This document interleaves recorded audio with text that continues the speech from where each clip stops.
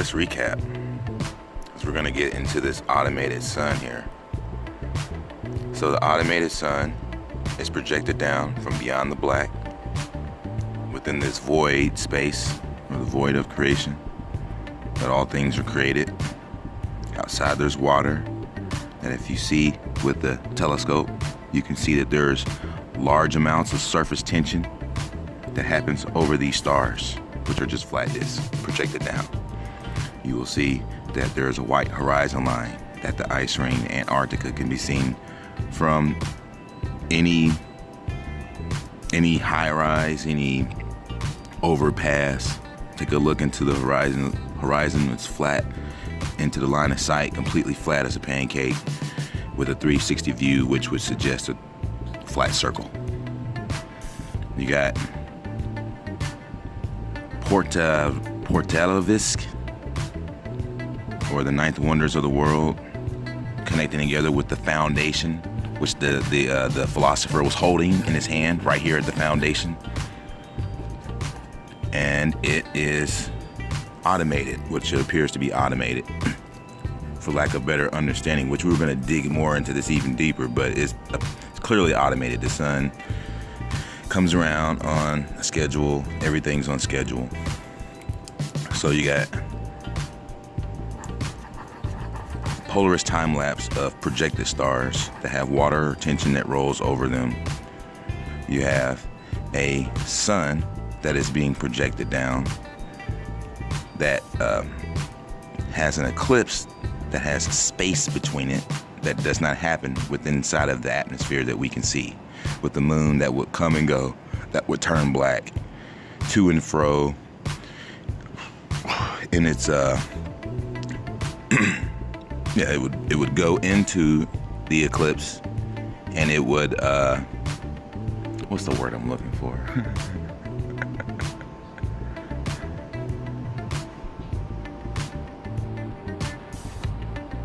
Fuck it.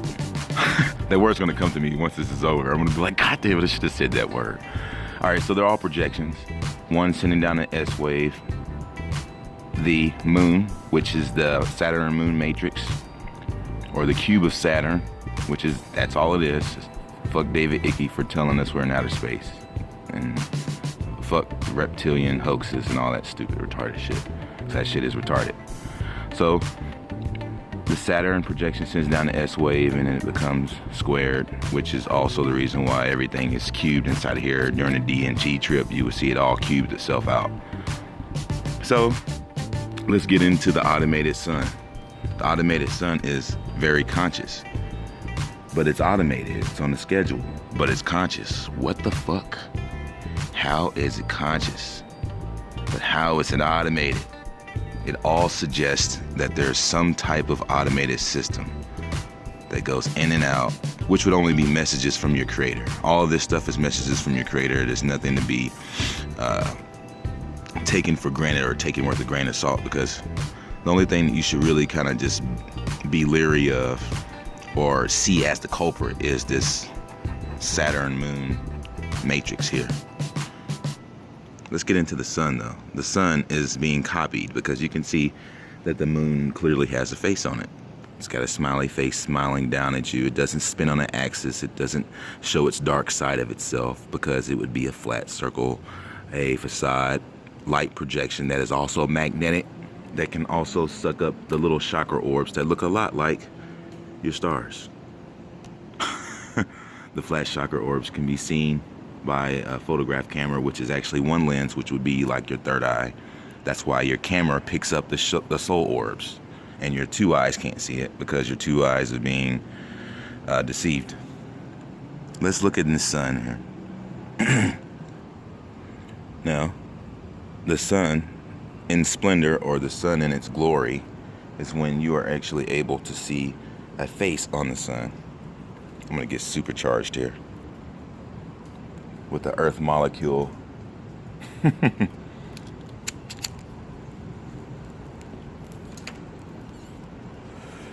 Check it out. Breakfast of Champions, craft beer. But check out the name though. It's Sharafaland, land of milk and honey. Look at that shit. Land of milk and honey. Sharafaland beer. I had to get it when I saw it.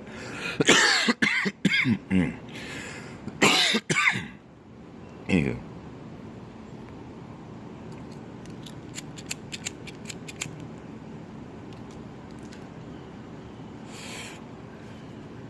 All right, the sun in its splendor. When you can see the sun in its glory with the smiling face on it. Now, let's take a look at Japanimation, because there's nothing new under the sun, and then watch these amazing, freakishly awesome correlations between the two. Let's check it out. In Japanimation, you'll see a character who's like normal. He's kind of looking left to right. He's talking, and you know, he's communicating, and he's just chilling, and then suddenly, bing! It's like, what the fuck? What is this shit? Like, I was really looking at a really high-end, expensive, high-budgeted Japanimation just now that looked really cool, but then suddenly there's some cheap shit going on. What is that? What does that mean? Why does it show you this silly face?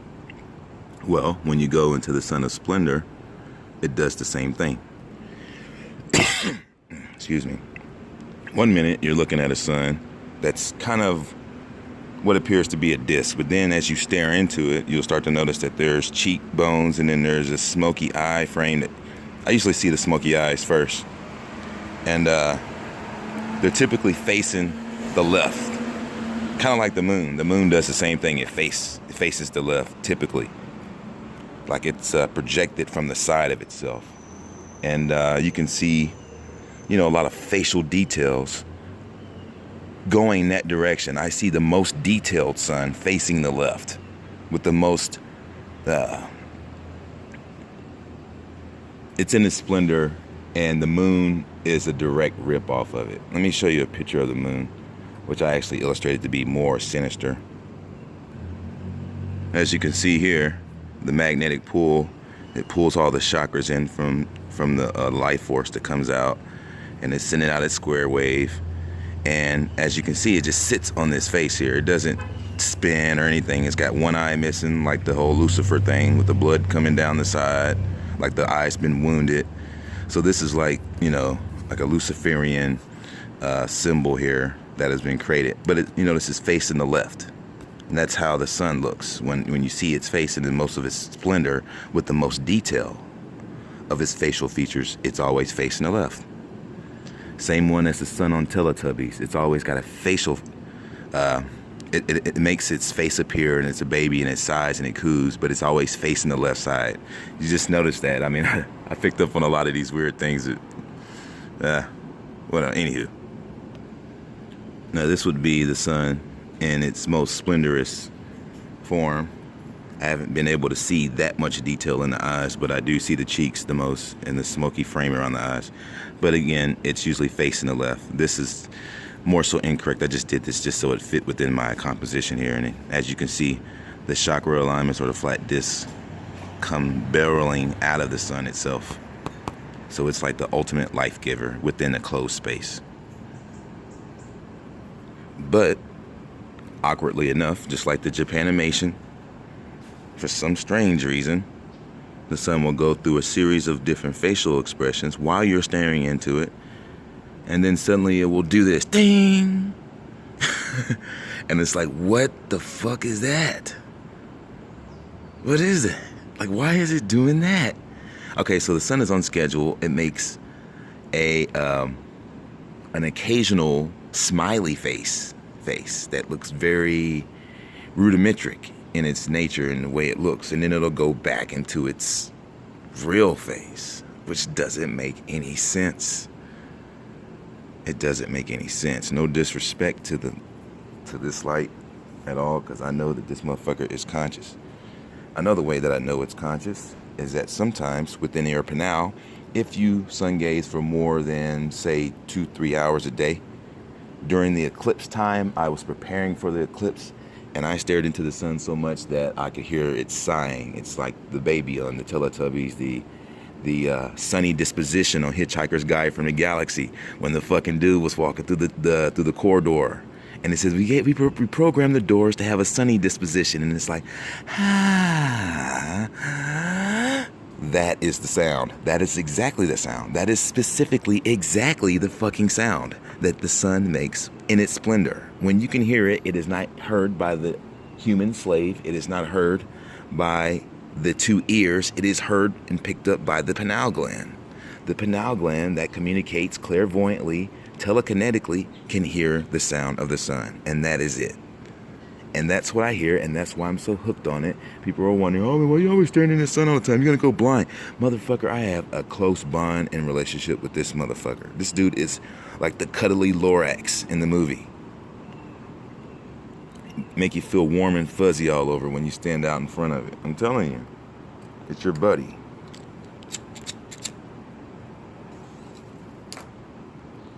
And there is absolutely nothing wrong with staring into the sun, because you will be blessed beyond measure. People have no fucking clue what they're missing.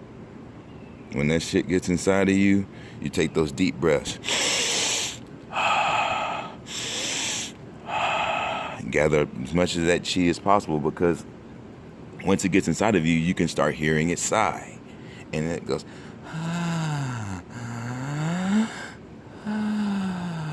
and I remember one time specifically this. I was walking into HEB. I had spent some time considerably preparing for the eclipse. And I was walking into the HEB store, and it was starting to sigh at me. And I was like, wow, nice, it's doing it, right? And I started kind of, but it was like it was warning me. It was like, dude, you're going to go in this grocery store, and when you come back out, you're going to breathe in that air conditioning. You're not going to breathe in this chi air. You're going to breathe in the air conditioning, and you're not going to hear me anymore. It was like warning me, because I could tell that it was getting louder as I was walking into it. Like, wait. Like, it was so weird. I walked outside, I could not fucking hear it anymore. And it's been a few days since I've heard it. So, just to let you know, the air conditioning is conditioned. It does not have chi in it. Otherwise, there would be open windows and open walls and fresh air coming inside the building. They don't want that fresh air in there, because that air is life. The sun is life.